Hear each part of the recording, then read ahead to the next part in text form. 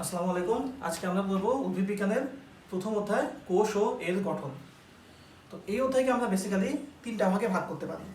এর মধ্যে যে অংশটা সবচেয়ে গুরুত্বপূর্ণ বা যে অংশ থেকে সবচেয়ে বেশি প্রশ্ন আসে সেটা হলো যে কোষের বিভিন্ন অংশ বা তার অঙ্গাণুগুলো। তো বইয়ে যেটা আলোচনা করছে সেটা হলো ধরো একটা অঙ্গাণু বা কোষের একটা অংশ কোষ প্রাচীর, এটা সংজ্ঞা কি, কে আবিষ্কার করছে, এর কি কি অংশ থাকে, এর কাজ কি, এর রাসায়নিক গঠন কি, সব কিছু একসাথে আলোচনা করছে। তো এখন বইয়ে কিন্তু অঙ্গাণু একটা না, বা বইয়ে কিন্তু কোষের অংশ একটা দেওয়া না। কোষ ঝিল্লি, কোষ প্রাচীর, তারপর প্রোটোপ্লাজম, সাইটোপ্লাজম, মাইটোকন্ড্রিয়া, গলগি বস্তু, প্লাস্টিড, এরকম তুমি যদি হিসাব করো তাহলে প্রায় 20টার মতো তুমি অঙ্গাণু পাবা। তাহলে তুমি যদি একদম ঢালাভাবে এই একটা করে পড়তে থাকো তাহলে দেখা যাবে যে 4টা পড়ার পর 5 নাম্বারটা যখন পড়তেছো প্রথম 4টার মধ্যে অনেক তথ্যই তুমি ভুলে গেছো। এই জন্য আমাদের যেটা করা লাগবে সেটা হলো একটা ক্যাটাগরাইজ করে নিতে হবে যে কোন তথ্যগুলো আমার মনে রাখা বেশি জরুরি এবং এই তথ্যগুলো সব অঙ্গাণুর জন্য আমরা একসাথে মনে রাখবো। যেমন আমি একটা কমন ফরম্যাট করে নিচ্ছি এখানে, এটা তোমরা দেখতে পারো যে ফার্স্ট হলো কোষ অঙ্গাণু বা কোষের অংশ বা অঙ্গাণুর নাম, এদের অপর নাম, সংজ্ঞা, আবিষ্কারকের নাম প্লাস সাল, প্রকারভেদ, এর বিভিন্ন অংশের নাম, সংখ্যাগত তথ্য এবং কাজ। তোমরা যদি মনে করো যে এর সাথে অ্যাড করবা তাহলে সংক্ষিপ্ত বর্ণনাটা অ্যাড করতে পারো, যেটা এই ফরম্যাটে যাচ্ছে না, এর বাইরে যে ছোট অংশটা সেটা। তো এখন আসি আমরা যে এই ফরম্যাটে ফেলে কোষের একটা অংশ নিয়ে আমরা ফার্স্টে আলোচনা করি, সেটা হলো কোষ প্রাচীর। কোষ প্রাচীরের অপর নাম কি? আসলে কোষ প্রাচীরের সেরকম কোনো ইম্পর্টেন্ট অপর নাম নাই, আমরা বলতে পারি যে সেল ওয়াল হলো এর অপর নাম। সংজ্ঞা কি? সংজ্ঞা হলো যে একটা উদ্ভিদ কোষের, কোষ প্রাচীর সলি উদ্ভিদ কোষের শনাক্তকারী বৈশিষ্ট্য, প্রাণী কোষের সাথে কোনো সম্পর্ক নাই। উদ্ভিদ কোষের সবচেয়ে বাইরে অবস্থিত যে জড় আবরণ কোষকে নির্দিষ্ট আকার আকৃতি প্রদান করে তাকে আমরা কি বলি? কোষ প্রাচীর। কোষ প্রাচীর কে আবিষ্কার করছে? বিজ্ঞানী রবার্ট হুক। কত সালে? 1665 সালে। রবার্ট হুক আসলে যে জিনিসটা আবিষ্কার করছিলেন উনি এটাকে কোষ হিসেবে অভিহিত করছিলেন, কিন্তু পরবর্তীতে জানা গেছে যে উনি যে জিনিসটা দেখতে পাইছিলেন সেটা অ্যাকচুয়ালি ছিল কোষ প্রাচীর। প্রকারভেদ, কোষ প্রাচীরের কোনো প্রকারভেদ নাই। বিভিন্ন অংশের নাম, আমরা জানি যে কোষ প্রাচীরের 3টা প্রধান অংশ কি কি? মধ্যপর্দা, প্রাথমিক প্রাচীর, সেকেন্ডারি প্রাচীর এবং কোনো কোনো রেয়ার কেসে টারশিয়ারি প্রাচীর পাওয়া যায়। এখন আমি স্থান স্বল্পতার জন্য এখানে আসলে জিনিসটা লিখিনি পুরোটা, কিন্তু তোমাদের এখানে একটা জিনিস অ্যাড করে দিতে হবে যে মধ্যপর্দা, প্রাথমিক প্রাচীর এবং সেকেন্ডারি প্রাচীরে আবার কিছু গাঠনিক উপাদান দেওয়া আছে। যেমন গলজি বস্তু থেকে আসা পেকটিন জাতীয় ভেসিকল এবং অন্যান্য উপাদান মিলে কি তৈরি হয়? মধ্যপর্দা। এর উপর ভারী শর্করা যেমন পেকটিন, সেলুলোজ, হেমিসেলুলোজ এগুলো তৈরি হয় পরবর্তী, এগুলো জমা হয়ে পরবর্তীতে প্রাথমিক প্রাচীর এবং সেকেন্ডারি প্রাচীর তৈরি হয়। দেন সংখ্যাগত তথ্য। সংখ্যাগত তথ্য অনেকগুলো থাকে, এর মধ্যে আমরা আগে আলাদা করে নিব, দেন কোনগুলো বেশি ইম্পর্টেন্ট কোনগুলো কম ইম্পর্টেন্ট সেটা আমরা মনে রাখবো। যেমন এখানে কোষ প্রাচীরের সংখ্যাগত তথ্য যে কয়টা আছে বই আমি সব কয়টাই লিখছি, যে প্রাথমিক প্রাচীরের পুরুত্ব কত? 1 থেকে 3 মাইক্রোমিটার। সেকেন্ডারি প্রাচীরের ক্ষেত্রে 5 to 10 মাইক্রোমিটার। এবং এতে হলো যে উপাদানগুলো থাকে তার মধ্যে সেলুলোজ থাকে 40%, হেমিসেলুলোজ থাকে 20%, পেকটিন থাকে 30%, 10% থাকে গ্লাইকোপ্রোটিন। আবার কিছু হলো গাঠনিক উপাদানগত তথ্য আছে, যেমন 20টি মাইসেলি মিলে গঠিত হয় হলো মাইক্রোফাইবিল এবং 250টি মাইক্রোফাইবিল মিলে গঠিত হয় হলো ম্যাক্রোফাইবিল। আর এই মাইসেলিকে বলা হয় হলো কোষ প্রাচীরের ক্ষুদ্রতম একক। এখন তুমি যদি হিসাব করো যে এই যে সংখ্যাগত তথ্য এগুলোর মধ্যে কোনগুলো বেশি ইম্পর্টেন্ট, আমি বলবো যে এই প্রথম দুটা এবং শেষ দুটা তথ্য। কোনো অঙ্গাণুরই খুব গুরুত্বপূর্ণ অঙ্গাণু যেমন প্লাস্টিড, মাইটোকন্ড্রিয়া এরকম 2টা অঙ্গাণু বাদ দিলে রাসায়নিক গঠন থেকে প্রশ্ন আসার সম্ভাবনা কম্পারেটিভলি কম। দেন কাজ, কোষ প্রাচীরের কাজ কি?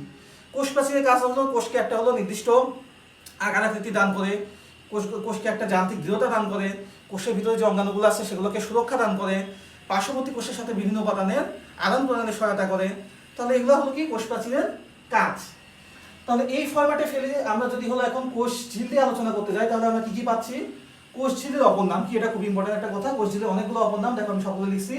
প্লাজমা মেমব্রেন, সাইটোমেমব্রেন, প্লাজমা লেমা, বায়োমেমব্রেন, কোষ আবরণী, কোষ পর্দা, সাইটোপ্লাজমিক মেমব্রেন, সেল মেমব্রেন। তাহলে এতগুলো হলো কোষ ঝিল্লির অপর নাম। কোষ ঝিল্লি কে আবিষ্কার করছেন? কোষ ঝিল্লি আবিষ্কার করছেন, আবিষ্কারের সাথে কিন্তু অনেকেই জড়িত।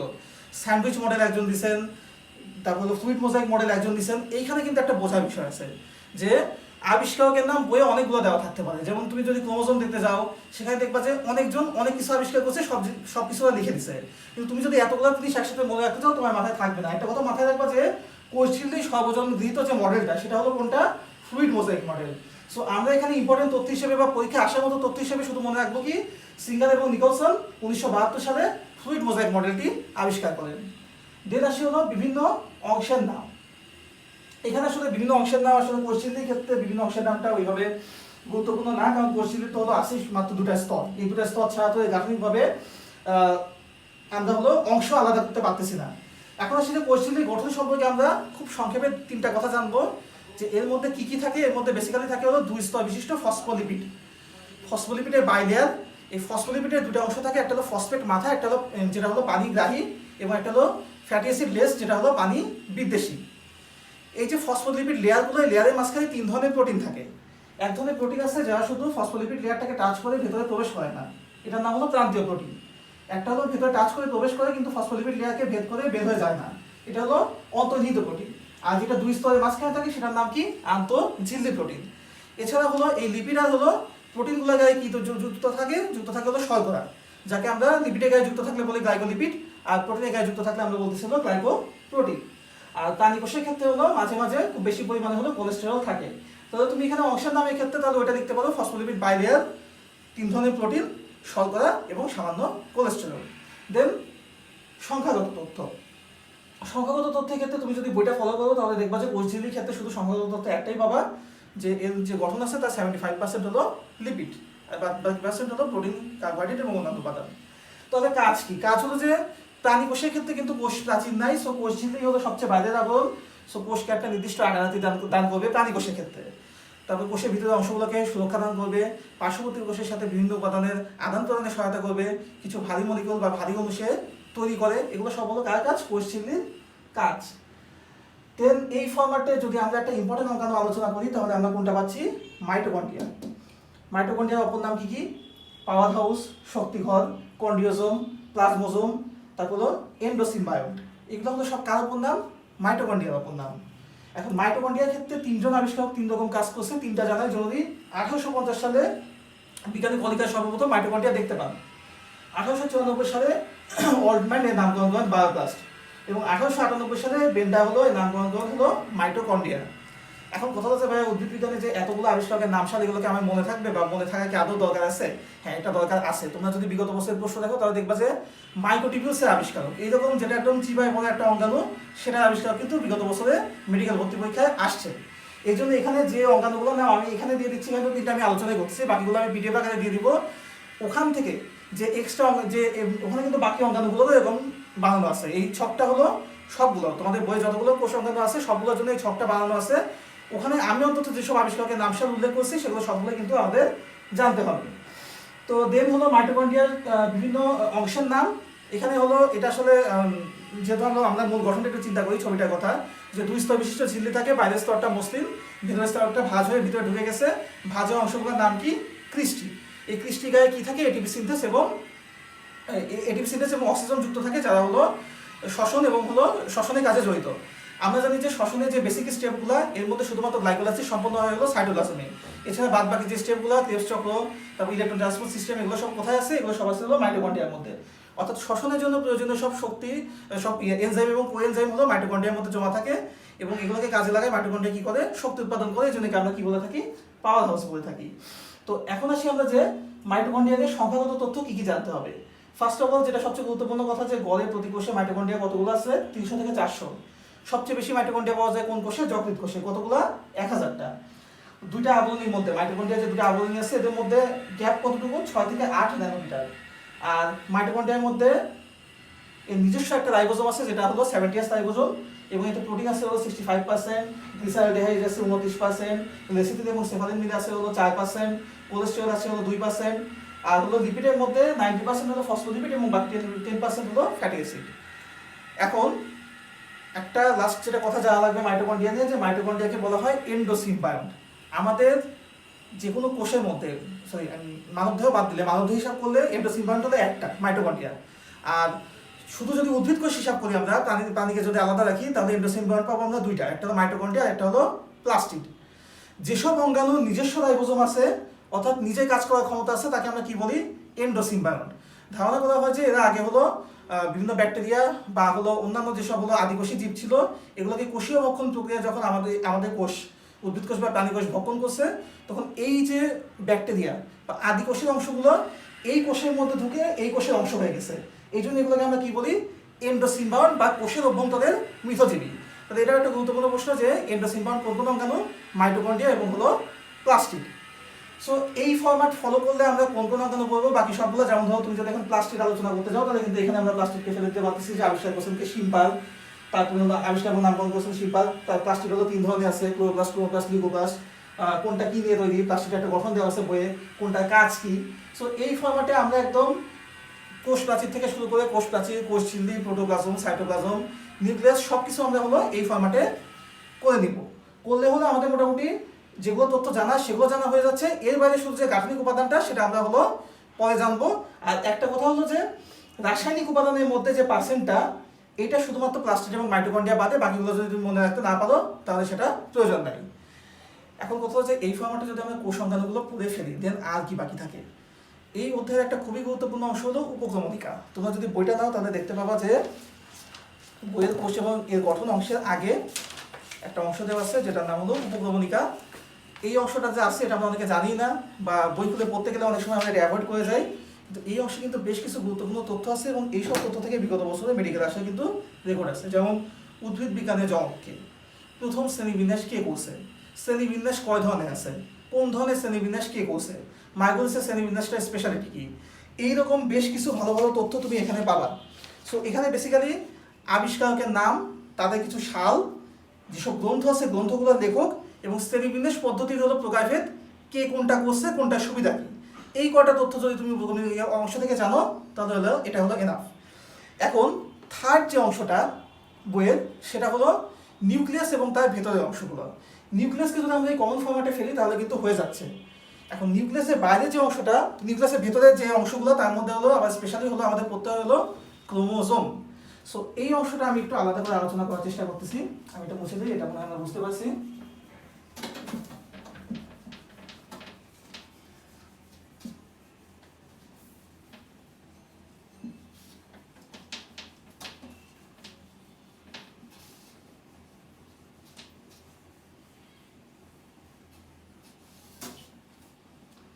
ক্রোমোজোম নিয়ে পড়তে গেলে আমাদের আগে বেসিক 3টা ওয়ার্ডের সাথে পরিচিত হতে হবে।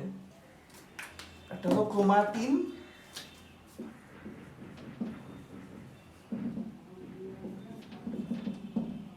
তারপর হলো ক্রোমোজোম এন্ড হলো ক্রোমাটিড। তো আমরা জানি যে কোষের অভ্যন্তরে ক্রোমোজোমটা কিভাবে থাকে। ধরো এটা একটা নিউক্লিওলাস, এই নিউক্লিওলাসের চারপাশে এখন পেঁচানো অবস্থায় থাকে, খুবই পেঁচানো অবস্থায় থাকে। এটা হলো ক্রোমাটিন তন্তু বা ক্রোমাটিন। ক্রোমাটিনের মধ্যে 2 ধরনের প্রোটিন থাকে, হিস্টোন এবং নন হিস্টোন। আচ্ছা, আর হলো এই যে ক্রোমাটিন তন্তু, এই ক্রোমাটিন তন্তুটা প্যাচ খুলে সেটা ক্রোমোজোমে পরিণত হয়। কখন পরিণত হয় হলো মাইটোসিস বা মায়োসিস, যে কোষ বিভাজনই বলো তার যে প্রোফেজ পর্যায়টা আছে, প্রোফেজ পর্যায়ে কি হয়, এই ক্রোমাটিন তন্তুর প্যাচ খুলে সেটা হলো ক্রোমোজোমে পরিণত হয়। তাহলে এটা হলো একটা ক্রোমোজোম। এখন এই যে তোমার হলো ক্রোমোজোমের 2টা বাহু, এটা যদি অনুদৈর্ঘ্যভাবে বিভক্ত হয়ে দুটা 4টা বাহু তৈরি করে তাহলে আমরা এই যে একটা সিঙ্গেল বাহুকে কি বলতেছি, ক্রোমাটিড। কিন্তু টোটাল জিনিসটা কিন্তু থাকতেছে কি, ক্রোমোজোমই। আর এই যে অনুদৈর্ঘ্যভাবে ভাগ হওয়া এটা কখন ঘটে, এটাও কোষ বিভাজনের প্রোফেজ দশায় সাধারণত ঘটে। এর বাইরে আরেকটা জিনিস, যদি এই অধ্যায় জিনিস না কোষ বিভাজনের অংশ, কিন্তু আমরা যেহেতু ওয়ার্ডগুলো পড়তেছি একসাথে পড়ে নেই, সেটা হলো অপত্য ক্রোমোজোম। আমরা জানি মেটাফেজ দশায় কি হয়, এই সেন্ট্রোমিয়ারটা মাঝখানে, এটা তো অনুদৈর্ঘ্যভাবে ভাগ হয়েছিল এবং অনুপ্রস্থভাবে ভাগ হয়ে 2টা অংশে পরিণত হবে। দেন প্রত্যেকটা সিঙ্গেল পার্টকে আমরা কি বলতেছি, প্রত্যেকটা সিঙ্গেল পার্টের আমরা নাম দিচ্ছি হলো অপত্য ক্রোমোজোম, যেটা অ্যানাফেজ দশা 2 বিপরীতের দিকে যাত্রা শুরু করে। এখন এই ক্রোমোজোমের মধ্যে কি থাকতেছে, ক্রোমোজোমই হলো আমাদের ডিএনএ ধারণ করে। আবার অন্য কথায় বলা যায় যে ক্রোমোজোম হলো জিন ধারণ করে। এখন কথা হলো যে ডিএনএ এবং জিনের মধ্যে পার্থক্য কি। তোমরা যদি আবুল হাসান সাহেব বই পড়ো তাহলে দেখবা যে একটা লাইন দেওয়া আছে, ডিএনএ হলো জিন। এটা পরে আমরা অনেকে কনফিউজড হয়ে যাই। ইভেন যখন আমাদের সিকিউরিটি প্রশ্ন আসে আমরা অনেকে সংখ্যা, জিনের সংখ্যা এভাবে লিখে আসি যে ডিএনএ হচ্ছে জিন এবং সারা কোনো নাম্বার দেয় না। তার কারণ হলো যে এই কথাটা হলো আংশিক সত্য। একটা ক্রোমোজোমের মধ্যে বেসিক্যালি কি থাকে, 2 ধরনের অংশ থাকে। 2 ধরনের অংশের মধ্যে কি কি, একটা হলো প্রোটিন অংশ, একটা হলো ডিএনএ অংশ। ধারণা করা হয় না, মানে এটা আসলে প্রমাণিত হয়েছে যে ডিএনএটাই হলো বংশগতির ধারক এবং বাহক। তো এই ডিএনএর মধ্যে কিন্তু সবগুলো ডিএনএ বংশগতির ধারক বাহক না। আমাদের যদি 100% ডিএনএ থাকে তার মধ্যে অনলি 2% ডিএনএ হলো বংশগতির তথ্য বহন করে, বাকি 98% ডিএনএ বংশগতির তথ্য বহন করে না। এই 98% ডিএনএকে কি বলা হয়? Junk DNA. বই দেখবা যে এই থিওরিটা সুন্দর করে দেওয়া আছে, জাঙ্ক ডিএনএ। তাহলে এই জাঙ্ক ডিএনএকে কিন্তু আমরা জিন বলতে পারতেছি না, আমাদের জিন বলতে হবে কোন অংশটাকে? ওই 2% ডিএনএকে। যে ডিএনএ গুলো বংশগতির তথ্য স্পেসিফিক্যালি বহন করতেছে সেই ডিএনএ গুলো হলো জিন, বাকিরা জিন না। এখন কথা হলো যে এর সাথে আবার আমাদের একটু প্যাচ লাগে, তাহলে জিনোম কি? জিনোম হলো এক সেট ক্রোমোসোম। ধরো মানুষের ক্রোমোসোম কতগুলো? 46টা, মানে 23 জোড়া। মানে 23 জোড়াকে আমরা ধরতেছি হলো এক সেট। তাহলে আমাদের জিনোম আছে কয়টা? 2টা। 23 জোড়া ক্রোমোসোম সমান এক সেট। তাহলে হলো আমাদের হলো 23 গুণন 2, 46টা ক্রোমোসোম আছে, অর্থাৎ আমাদের হলো 2 সেট, মানে 2টা জিনোম আছে। এটা হলো জিনোম। আর দেখবা যে এই জিনিসগুলোর অপর নামটা খুব ইম্পর্টেন্ট, যেমন জিনোমের অপর নাম কিন্তু একবার পরীক্ষায় আসছে। ডিএনএ কে আমরা কি বলে থাকি? ডিএনএ কে আমরা বলে থাকি হলো মাস্টার মলিকিউল। তারপর ক্রোমোসোমকে আমরা কি বলি? ক্রোমোসোমকে আমরা বলি জীবনের ব্লুপ্রিন্ট। আর জিনোমকে আমরা কি বলে থাকি? জিনোমকে বলি আমরা মাস্টার ব্লুপ্রিন্ট। তাহলে মাস্টার মলিকিউল হলো ডিএনএ, আর জীবনের ব্লুপ্রিন্ট হলো ক্রোমোসোম, আর মাস্টার ব্লুপ্রিন্ট হলো তোমার হলো জিনোম। তো এরপর আসি আমরা যে ডিএনএ কিছু বেসিক আলোচনায় যাই, তার আগে বলি যে ক্রোমোসোমের একটা ছক দেওয়া আছে। দেখবা যে কোন প্রাণী কয়টা ক্রোমোসোম থাকে, মানুষের কয়টা, তারপর গৃহমাছির কয়টা, কবুতরের কয়টা, ধানের কয়টা, গমের কয়টা। এই ছকটা কিন্তু তোমাদের ভালো মতো পড়তে হবে। এখানে যদি বৈজ্ঞানিক নামগুলো মনে নাও থাকে কোনো সমস্যা নাই, বাট ক্রোমোসোম সংখ্যাটা আমাদের ভালো মতো দেখতে হবে। দেন আমরা আসি যে ডিএনএ গঠনে ওয়াটসন এবং ক্রিকের যে মডেলটা দেওয়া আছে ওটা ভালো মতো বলবা যে কি কি থাকে। ডিএনএ যেটা বেসিক গঠন সেটাতে হলো আমরা কি জানি যে যে তোমার হলো দুই পাশে যে হাতলের মতো অংশটা সেটা হলো সুগার এবং ফসফেটের পর্যায়ক্রমিক সংযোগের মাধ্যমে তৈরি হয়, এবং মাঝখানে থাকে যে ধাপগুলো, এগুলো হলো নাইট্রোজেন বেস দিয়ে তৈরি, এটিজিসি, এবং নাইট্রোজেন বেসগুলোর মাঝখানে কি থাকে? হাইড্রোজেন বন্ধন থাকে। এখন তাহলে হলো যে এই তোমার মোট 10টা ধাপ মিলে তৈরি হয় হলো একটা প্যাচ হলো 34 অ্যাংস্ট্রম, দুটো ধাপের দূরত্ব 3.4 অ্যাংস্ট্রম, এবং এই যে দুটো তোমার হলো হাতল, এটার দূরত্ব আবার 10 অ্যাংস্ট্রম। এখন তুমি যদি আমি শুরুতে যে ফরম্যাটটা দিছি ওই ফরম্যাটে তুমি যদি ডিএনএ কে ফেলো, তাহলে কিন্তু এগুলো সব সংখ্যাগত তথ্যের মধ্যে চলে যাচ্ছে, অংশগুলো হলো গঠনের মধ্যে চলে যাচ্ছে। সো ডিএনএ কে যদি তুমি একই ফরম্যাটে পাও তাহলে কিন্তু ওখানে হয়ে যাচ্ছে। আচ্ছা, এবার হলো ডিএনএ অংশটার পরে যে অংশটা থাকতেছে সেটা হলো তিনটা বেসিক জিনিস: ট্রান্সক্রিপশন, ট্রান্সলেশন, আর হলো কি ডিএনএ অনুলিপন। এর বাইরে একটা খুব ছোট্ট টপিক আছে যেটা আমরা অ্যাভয়েড করি, কিন্তু ওখান থেকে প্রশ্ন আসার সম্ভাবনা থাকে, সেটা হলো রিভার্স ট্রান্সক্রিপশন। সো একে একে এসে আমরা যে তোমার হলো ডিএনএ তথ্য কাজে লাগায় এমআরএনএ তৈরিকে কি বলা হয়? ট্রান্সক্রিপশন। এমআরএনএ থেকে প্রোটিন তৈরিকে কি বলা হয়? ট্রান্সলেশন। আর হলো ডিএনএ এর একটা অংশ থেকে, মানে ডিএনএ থেকে নতুন ডিএনএ তৈরি হওয়াকে কি বলা হয়? ডিএনএ অনুলিপন বা রেপ্লিকেশন। আর রিভার্স ট্রান্সক্রিপশন কি? উল্টাটা। আরএনএ থেকে ডিএনএ তৈরিকে বলা হয় হলো রিভার্স ট্রান্সক্রিপশন। একমাত্র এইচআইভি ভাইরাসে কি হয়? রিভার্স ট্রান্সক্রিপশন ঘটে। তো transcription, translation, reverse transcription, replication, এই তিনটা যে মূল সংজ্ঞা জানার পর তোমার একটা জিনিসই জানা লাগবে, মেডিকেলে যে ভর্তি পরীক্ষা বা ভার্সিটির যে ভর্তি পরীক্ষা হলো, টোটাল প্রসেসটা তো এখানে আসার সম্ভাবনা নাই। এখানে যেটা জানা লাগবে যে দেখবে প্রয়োজনীয় উপাদান লিখে একটা প্যারা দেওয়া থাকে 5টা বা 6টা পয়েন্ট করে। ট্রান্সক্রিপশনের উপাদান কি কি, ট্রান্সলেশনের উপাদান কি কি, এই সব উপাদান বা রেপ্লিকেশনের জন্য কি কি লাগে, এই যে অংশগুলোর নাম দেওয়া, এই উপাদানগুলোর নাম পড়বা। প্লাস বর্ণনার মধ্যে যদি পড়তেই চাও তাহলে শুধু একটা জিনিসই জানতে হয়, সেটা হলো এনজাইমগুলোর নাম। তো ট্রান্সক্রিপশন প্রক্রিয়ার এনজাইম কি কি, ট্রান্সলেশন প্রক্রিয়ার এনজাইম কি কি, এটা যদি তোমার আলাদা করে মানে নিজে খুঁজে বের করে পড়তে হবে এরকম না। ট্রান্সক্রিপশন ট্রান্সলেশনের যে পার্থক্যটা দেওয়া আছে সেখানে তুমি এটা পাবা। দেন হলো আমাদের জানতে হবে যে ডিএনএ রেপ্লিকেশনের এনজাইমগুলো কি কি। আচ্ছা, তো এখন হলো পার্থক্যের কথা যেহেতু বলছি, তাহলে আমরা বলি যে এই বইয়ের মধ্যে কিন্তু নতুন বইটা যদি তোমরা দেখো, তোমার হলো জুন 2019 এডিশন, অথবা তোমাদের যে বইটা বের হবে জুন 2020 এডিশন, সেখানে দেখবা যে অসংখ্য পার্থক্য অ্যাড করা। কোষ প্রাচীর কোষ ঝিল্লির পার্থক্য, সেন্ট্রোসোম সেন্ট্রোমিয়ারের পার্থক্য, তারপর ক্লোরোপ্লাস্ট লিউকোপ্লাস্টের পার্থক্য, ট্রান্সক্রিপশন ট্রান্সলেশনের পার্থক্য, আর যেগুলো পুরো আগে থেকেই ছিল ডিএনএ আরএনএ পার্থক্য, এগুলো তো আগে থেকেই ছিল। এরকম দেখবা যে প্লাস প্রায় 20টার মতো, 20টা বা 20 প্লাস তোমার হলো পার্থক্যই দেওয়া আছে। এই পার্থক্যগুলো কিন্তু যদি আমরা জানি তাহলে প্রতিটা অঙ্গাণু নিয়ে কিন্তু শর্টকাটে আমাদের অনেক কিছু জানা হয়ে যায়। এবং পার্থক্যের ছকগুলো ভালো মতো দেখবা। আর একদম যদি আমরা লাস্ট অংশে চলে যাই অধ্যায়ে, তাহলে আমরা কি পাচ্ছি? আমরা পাচ্ছি হলো তোমার হলো স্টার্ট কোডন এবং স্টপ কোডন। এটা থিওরিটিক্যাল আলোচনা জানাচ্ছে, আমাদের এখানে মুখস্থ বিদ্যা যেহেতু বেশি দাম, এই জন্য AUG হলো start codon, UAA, UAG, UGA। এই তিনটা হলো স্টপ কোডন। আর এই অধ্যায়েরই একদম লাস্ট পেজে একটা বড় ছক দেওয়া আছে যেটাকে টাটা বক্স বলা হয়, যে কোন কোডনটার জন্য কোন অ্যামিনো অ্যাসিড তৈরি হয়। এখন কথা হচ্ছে ওটাকে আমরা জানবো না, ওখান থেকে আমাদের একটা জিনিস সেখানে জানতে হবে, যেটা স্টার্ট কোডন AUG, AUG-এর জন্য কোন অ্যামিনো অ্যাসিডটা তৈরি হয়, মেথিওনিন। এই একটা তথ্যের বাইরে তুমি যদি আর কিছু নাও জানো, এখান থেকে তোমার আসলে খুব একটা সমস্যা হচ্ছে না। আর আরেকটা জিনিস কোশ্চেন সবার থাকে যে কোডন কি আর অ্যান্টিকোডন কি। ডিএনএ যে mRNA কে তথ্যটা শিখাই দিবে, এটা হলো কি কোডন। আর mRNA tRNA এর মাধ্যমে RNA কাছে যেটা নিয়ে যাবে, অর্থাৎ কোডনের তথ্যটা যখন ব্রেক করা হবে তখন সেটা হয়ে যায় হলো অ্যান্টিকোডন। আচ্ছা, তাহলে এই ছিল বেসিক্যালি এই অধ্যায় পড়ার সিস্টেমটা। তোমরা আগে হলো কি করবা, তোমরা আগে হলো বড় ছকটা করবা, যে ছকটা আমি পিডিএফ আকারে দিচ্ছি ওই ছকের সাথে মিল করে, ওই ছকটা তুমি ফোন থেকে বলবা না, বা ওইটা তো তুমি কপি করে নিলে, ওটা অন্য একজন মানুষ বানাইছে তারটা দেখা হলো, এটা ফলো করে তুমি তোমার নিজের মতো একটা তৈরি করবা।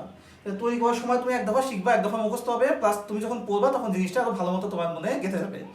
দেন তুমি কি করবা, দেন তুমি বইয়ের হলো এই শেষের অংশটা, অর্থাৎ ডিএনএ অংশটা, মানে ক্রোমোজোম থেকে ডিএনএ পর্যন্ত যে আলোচনা বা শেষে কোডন পর্যন্ত, এই অংশটা হলো তুমি আলাদা করে দেখবা, যেহেতু এখানে থিওরিক্যাল তথ্য একটু বেশি এবং এই অংশটা আমরা ওই কমন ফরম্যাটে ফেলতে পারতেছি না।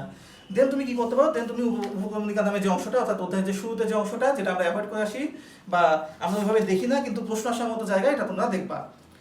তো এই ছিল বেসিক্যালি অধ্যায় পড়ার সিস্টেম। এখন আমি একটু বিগত বছরের প্রশ্ন আলোচনা করে দিতে পারি। যেমন আসছে দেখো যে প্রোটিন সঞ্চয়কারী লিগোপ্লাস্টকে কি বলে।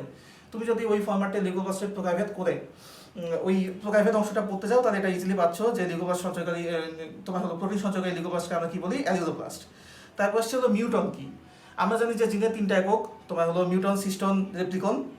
তাহলে ওই যদি আমরা জিনের প্রকারভেদ পড়ি, সেখান থেকে আমরা মিউটন জানতে পারতেছি।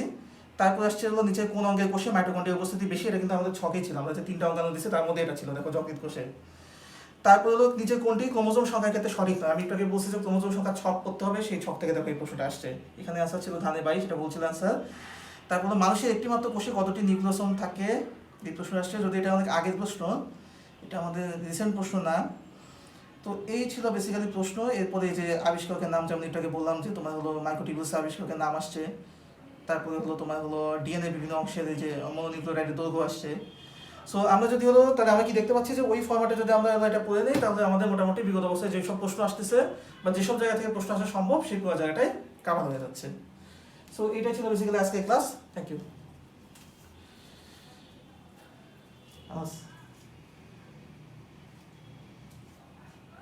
Yes. Go ahead.